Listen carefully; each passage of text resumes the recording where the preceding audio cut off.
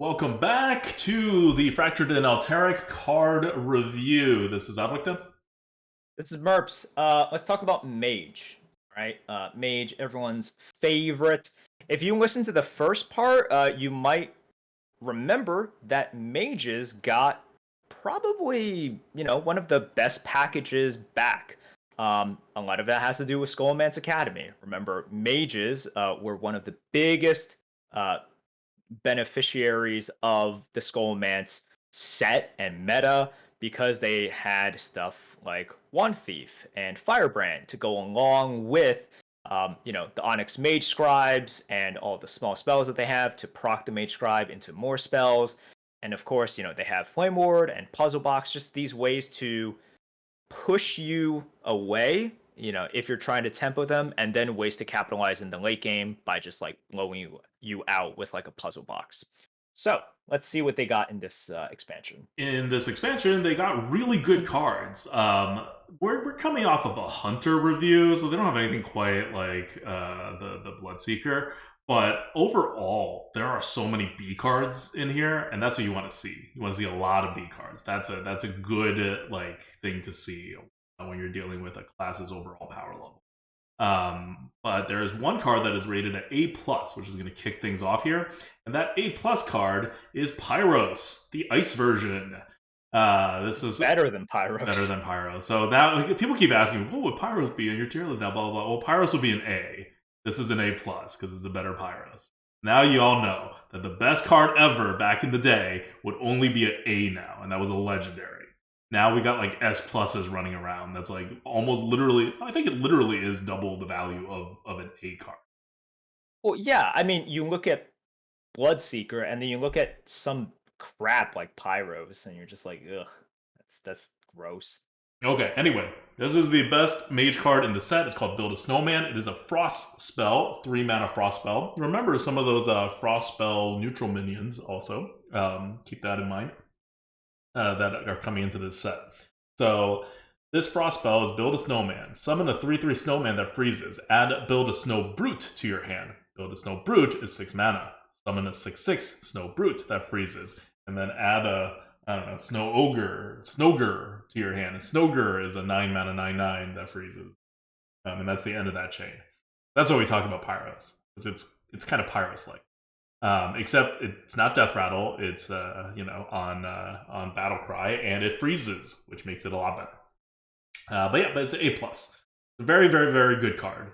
You should not have better cards than this. I think this card only exists because it is Mage, and Mage minions are allowed to be like better independently because they don't like do as much as other classes can do with minions. So this is kind of getting around that a little by also being a spell, right? That summons a minion. But yeah, it's a powerful card. It's just 3-mana 3/3s are crap, but you have so much card advantage with this, and then all that freezing really lets you get to the late game better too. Freezing helps a ton. Like if it didn't have the freeze, it would be worse, like a decent amount worse. Because in terms of body, like you'd rather have the very first body of the Pyros to sort of like get it rolling than this awkward 3-mana 3/3 body. But the fact that it freezes really, that's really really nice. So Also, the fact that it's a spell, like yeah. spells are just better because they proc things. You can Especially draw a them. frost spell. Yeah, you can draw them in ways. They have synergy, so this is just the better Pyros. Yep. Also, if you are facing against a certain deck that has a certain weapon that we may or may not have talked about for 20 minutes in the last episode, freezing, it helps slow it down. It's not going to stop them, but it's going to make that, weapon that was this insane game-winning single-handedly weapon into just like a really good card.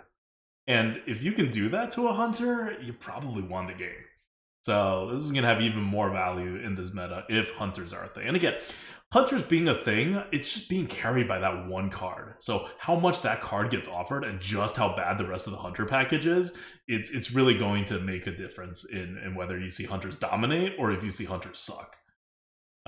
It's kind of unclear. Like we keep talking about Bloodseeker like needing a ban. it could be the case that no one is able to play Hunter in the meta, and then they hit the button micro adjust, and then all of a sudden Hunter gets 60% win rate. Like that could totally happen. It's just yeah. Anyway, back to Build a Snowman. It's good. Always really good, but it's even better if like Hunter or Paladin become super good, which they probably. Okay. Next, we have a B plus card. B plus, very, very good. It is Amplified Snow Flurry. 2 mana, 2/3 elemental, battle cry. Your next hero power costs 0 and freezes the target. So B plus is very good, especially for just the 2-drop, but it allows you to really kind of save this hero power, right? And get the ping at any time you want, or get the freeze at any time you want. And at 2 mana, like a lot of things that you want to do at 2 mana, especially as a mage, is just kind of protect your position. Like you're not like rushing anyone down in the way mages are constructed these days. So this really helps you protect your position by allowing the freeze, which synergizes with everything, and also like preserving 1 damage. Compare that to like the Druid one, which is also a 2 mana 2/3, but that gives you 1 attack. Well, you got to use that attack right now. That makes it much worse. So the Druid gets it back by allowing for late game like +1, damage, +1 attack to everything, which is much better than this in the late game. But this on turn 2 is much better. Yep. All right. Okay. Now, what's the next one? Next one is Shivering Sorceress. This is we're in the B category now. There are 4 B rated cards, and B is in the good tier. So these are all very powerful cards. Not like premium, but you're happy to have them in your deck. They're better than most cards in your deck, definitely. So Shivering Sorceress is a 1 mana 2/2 battle cry. Reduce the cost of the highest cost spell in your hand by 1. Yay! It's a 1 mana. Like at the very least, it's a 1 mana 2/2. That's good. That's really good. That's really good. Yeah. Now the problem is like you won't. Sometimes you won't care about the cost reduction. Sometimes you won't even get one. A 1 mana 2/2 is nice, but it's still small, and you're not going to follow it. Like you're not going to tempo as mage. You're just not. So like it can be used nice defensively, right? You get it out in turn 1, and now you can at least match their turn 2 with your turn 1 plus a ping at the very least. So that it's nice there, but yeah, this isn't like Druid or Hunter, in which you're potentially going to be pushing. You're just not going to be pushing as mage at all. All I have to say is a 9 mana box. Or a 9 mana Ice Tower. Wait. The Ice Tower. Ice Blood Tower? No. You're thinking of the wrong one. You're talking about Rune of the Arc Mage. Talking about what you want to say is an 8 mana Rune of the Arc Mage. Oh, that's what Yeah, you mean. yeah, because I if thought you you have were. a Ice Blood I Tower, thought you were already. you've messed up. I thought you were already referencing Rune of the Arc Mage. Oh no! I was referencing box, like in the actual box. You could have a 9 mana box. Rune of the Arc Mage could be 8 mana. Speaking of Rune of the Arc Mage, let's skip over to Rune. We normally go by mana values, but Rune of the Arc Mage is also a B tier card, and we might as well talk about it because everyone's talking about this. It's an epic spell. It's ridiculous. 9 mana, cast 20 mana worth of mage spells at enemies. So, if you guys are wondering, like, why isn't this higher? First of all, did you math this out? I did not math. I mapped this out. But I don't. I did not map this out to like how good the spells are. I just mapped it out to like general like spells, right? So here's the problem, because like Puzzle Box is so good, right? Yep. Puzzle Box is so good. Ice Blood Tower is so bad. Yep. If you guys don't know Ice Blood Tower, we can just talk about it, right? All this right, is one fine. we kind of have to. We'll talk about Ice Blood Tower. Ice Blood Tower is a F tier card that is going to be released in this set. It is a rare. It is 10 mana. It says at the end of your turn, cast another spell from your deck. Last 3 turns. It is really bad. It is clearly not meant for Arena. It's meant for like either combo decks or decks in which you only put really large spells in your deck. So if you guys are wondering why is this only a B, which is exactly a comment I see in chat right now, it's just not consistent. There are quite a few mech cards And also, I'm guessing from the way that they do it, it's like, okay, it'll after a certain point, it'll be like, okay, what's the next spell? And then once you get past 10 mana, as in once you have cast like 11 mana's worth of stuff, it's like the window for you to cast, puzzle box or whatever, that's already gone. So you have to. It's like not only do you not have like the greatest chance from the way that they do it, which I think is like sequentially, right? Mm-hmm. You're like, so you cast a secret, and then you cast like I don't know, a mass polymorph or something, and then you cast something else, and then you can't get like the box anymore. I'm not saying that box is all you want to get, like because like I said, mass polymorph. Basically, what you're saying is you're not getting as many rolls of the box as it seems like 20 mana you should, because at a certain point it cuts off, which is totally true. I think that's how they're going to do it too. I think that's how they do it, right? I don't think it'll be like, oh, we're gonna pick 5 spells, and if puzzle box is in there, we will take that first and then go down or something. Like, there's weird ways you could do it in which you can raise the value of this significantly, but then you're also throwing in like Ice Blood Tower. I'm assuming it would just be like, oh, the biggest spells take priority, and then we will go down from there, and then we'll fill in at the very end. So I'm guessing it's just like, okay, I'll take any random spell, I will cast it. And then from what is left, I will take a random spell that is possible for the mana cost, and then I will cast it. And then it'll keep on doing that. It's just unreliable. Mm-hmm. Like, you can't really assume Mass Polymorph, you can't really assume Flame Strike, I don't think. And there are some real duds. You definitely can't assume any of them. I think there's actually a low % chance to get them. There's like not enough board clears for you to like think like, oh, this is going to give me more than a 50% chance at a board. That's not what's happening here. Like, and you're thinking, everyone has this idea of like, box is so good, right? And this back in the day, like, we love box, right? We're the ones who were like, box is broken, and everyone else was like, box is terrible. What are you talking about? And then it came out, and I was like, yep, it was broken. But that's because box casts 10 spells. This is 20 mana's worth of spells. It's not going to be anywhere near 10. Like, so you're talking about a very different power level between box and this. And when it comes to board clears, you don't care if it's directed at enemies or not at enemies. So this is just like a much weaker version of box if you're looking for the same kind of like effect. So yeah, some people might look at this and they might be like, oh, that's so many spells. Okay, 20 mana worth of spells for Mage. Let's go look at Puzzle Box, because they cast 10 spells. On average, how much mana is that? That's like 30 plus, right? Mm-hmm. It's like 30 plus worth of spells. So this is also why, like, if you want to do a direct comparison, which you shouldn't anyways, but if you just wanted to do a direct comparison with mana, Puzzle Box is still much better, because if you just think about on average, like the cost of the spells that you're gonna get, I think it's very fair and like very safe to say, okay, 3 mana average cost. That's like pretty fair, right, guys? So it's going to be like more than 30 mana. Well, here you're only getting 20 as well, and mage spells aren't necessarily great.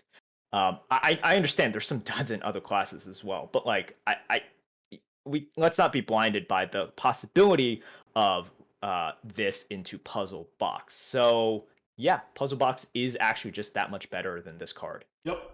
I see people freaking out about this card being amazing too. It's not going to be. Like, the numbers are not going to add up to that. The numbers just won't add up. It's a B tier card. That's a good card, right? We keep telling you, like, hey, just because we're saying B, like, don't get the Asian parent mentality. And B is good. B is most of your cards, like most of your good cards. This is totally fine. Like, Yeti is a C minus, D plus, right? Like, so B comparatively is very good, and Yeti's even fine. Okay, so that's Rune of the Arc Mage. It's also epic. You're not going to see it that much. Let's talk about another giant epic spell that is also a B, and that is Mass Polymorph. 7 mana, arcane spell, transform all minions into 1/1 sheep. So, much like Assassinate was 5 mana and Polymorph was 4 mana, Twisting Nether is 8 mana, Mass Polymorph is 7 mana. Like, It's fine. Twisting Nether is great. Mass Polymorph is going to be great. It's not brokenly good. You really don't want to leave your opponents with a bunch of sheep, because sheep still hit face, and like the one damage adds up if you're doing this as an actual form of mass removal. Transform on Polymorph is really good because you could target the thing that gets rid of the death rattle or whatever, right? When you're mass doing it, you're maybe targeting one minion, and it doesn't really quite have that effect for the other one, so it loses some of its luster there either. Because if you're thinking, oh, well, like, Polymorph was like way better than Assassinate, like, yes, but that's why. And when you do mass, especially double-sided mass, you really lose some of that. Yeah, this is gonna be a little bit awkward. I talked about how good Silence is, and it's true. Like Silence is quite good. This is just an awkward card, unfortunately. It's not terrible. You know, it's Mm-hmm. not bad. Like once again, this It's is B. It's B. good. It's B. It's It's good, it's a good card. but You would love to have it in your awkward. deck. Awkward. It's really propped up by the fact that Silence is super valuable nowadays. Mm-hmm. All right. Yeah. Next up, we have the legendary. Um, Belinda Stonehearth, 6 mana, 5/5. Battlecry, draw 2 spells. Swap their cost with this minion's stats.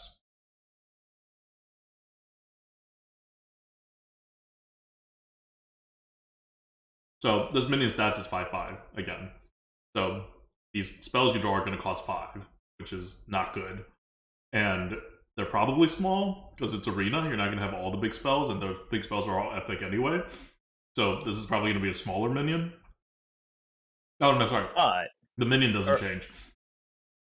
yeah. So you're basically increasing the cost of your spells more likely than it is to decrease. Um, so here's the thing, though. It's like you do get to draw, and we've seen this with other similar kinds of cards as well. It's like you care. It's like it is more important for the big cards to get cheaper than it is for the smaller cars to get a little bit more expensive. Because Mm-hmm. big cars getting cheaper is really good. And smaller cars, their impact wasn't as big anyway. So Like you just don't play them, right? And then you don't have that negative yeah. effect. Um, and also yes, like by the way, you said something that I don't believe is true. Oh Like yeah. this, it actually it says Just swap swaps their the stats? costs. Okay, Yeah, fine. that's what I always assumed as well. And chat is saying that. That's how I So calculated it, actually. oh, but I then just you said went it back on it. differently. Yeah. Oh, okay. Uh, so yeah, like getting the chance to have Rune of the Arc Mage, Mass Polymorph, or Puzzle Box discounted to 5 counts for a lot. Like that is really, really good because whenever you have giant spells that do a lot discounted, and you have extra flexibility in there, or just the ability to play it earlier on, that's very nice. Mm-hmm. Just draw 2 spells is great. Like, flat out.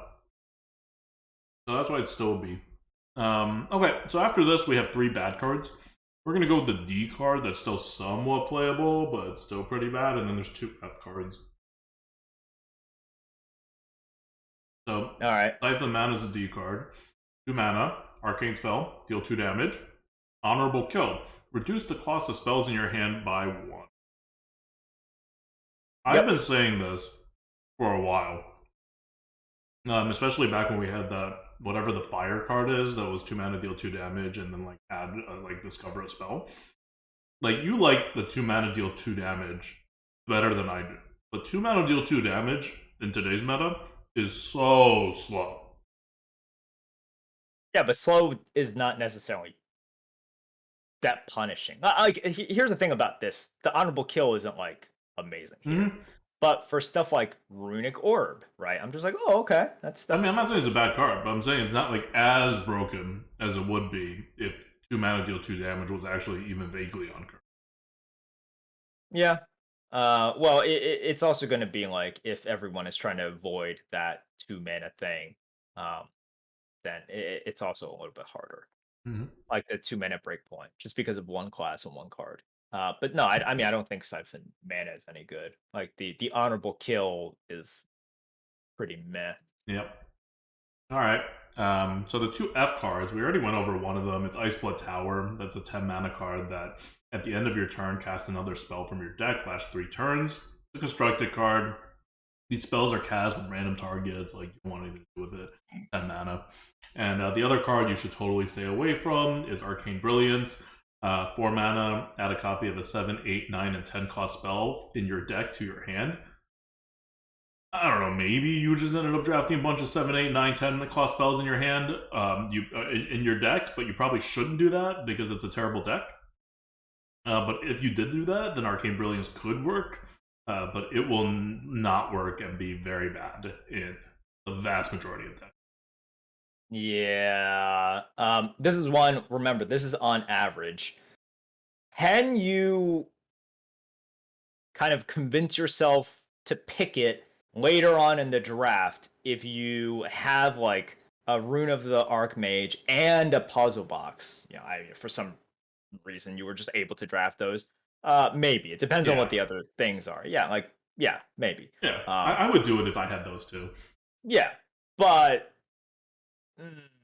that's very specific. And on average, you won't have that. So that's why it's an F. Like, I can definitely see some of you guys taking this, and the later you get in the draft, the more it either solidifies itself as an F, or it actually surprisingly rises up. But this is one that, on average, it is that bad. So don't take it early. Okay. Well, that's it for Mage. I don't know there's that much to say about Mage. It looks like it's trying to be, the big spell Mage is trying to be a thing, and also a little more of that free synergy. Not even free synergy, just freeze effects. The freeze effects are going to be very useful.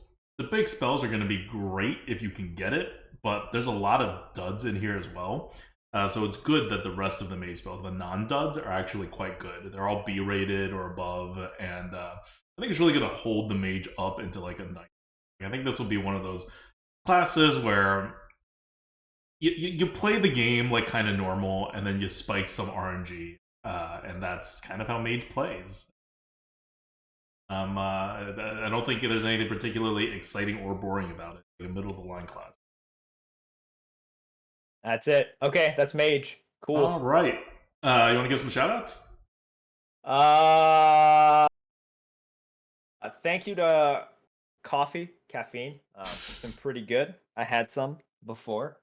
But also, once again, thank you to everyone who keeps playing the arena. And this is where you're like, but you don't play the arena, in which case that's true. I value my sanity, but I will be playing the arena. If you guys don't know, I still check Arena HS. You know, I still watch quite a few arena streams. So it's still still a part of my life, and both of us will definitely be playing it. We'll see exactly what happens. Maybe I'll like rage quit soon. Maybe I'll actually enjoy it. A lot of it depends on exactly what happens. But this is a mode that just kind of refuses to die with the stubbornness of the community. So I think we should commend that stubborn community for holding on to this dead game mode. All right. That's it for Mage. We're doing Paladin next. Are we doing Paladin next? We are doing Paladin next. Oh god, we're doing Paladin next. Brace yourselves. See you in the next episode. Bye.